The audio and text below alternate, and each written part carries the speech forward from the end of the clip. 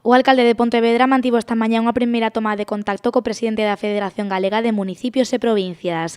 Na reunión, tanto Alberto Varela como Miguel Anxo Fernández Lores coincidiron en cales deberían ser os retos para os vindeiros 4 anos. O principal, mellorar na definición das competencias das diferentes administracións. Non é de recibo, non é lóxico que un concello teña médicos en plantilla, non é lóxico que estemos pagando os conserxes dos centros educativos porque as competencias en educación e en sanidade correspondelle a outras administracións.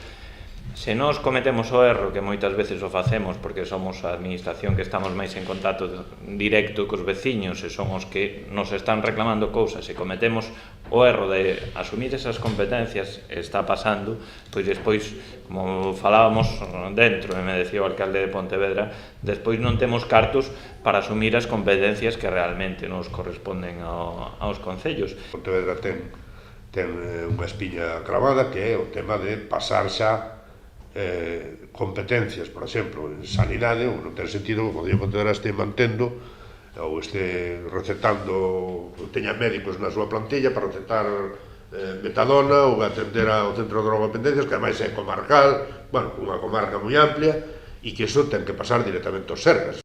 Outro dos retos que se marca o presidente da FEGAM está relacionado co financiamento dos concellos.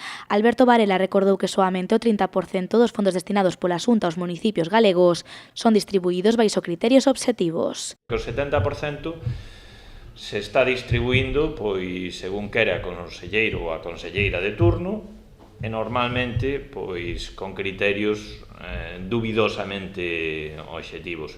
A conexión entre Vilagarcía e Pontevedra foi outro dos asuntos debatidos esta mañá.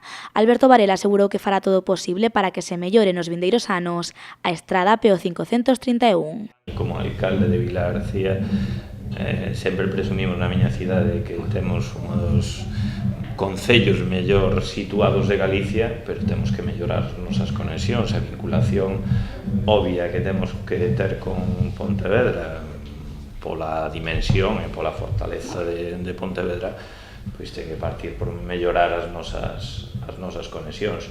Eu espero velo mellorada nos próximos anos esa conexión natural entre Pontevedra e Vilagarcía. Tras este encontro, o presidente da FEGAM continuará a súa rolda de contactos cos alcaldes e alcaldesas das grandes cidades galegas. O obxectivo coñecer as demandas dos diferentes municipios para poder abordar así con maior facilidade as súas necesidades.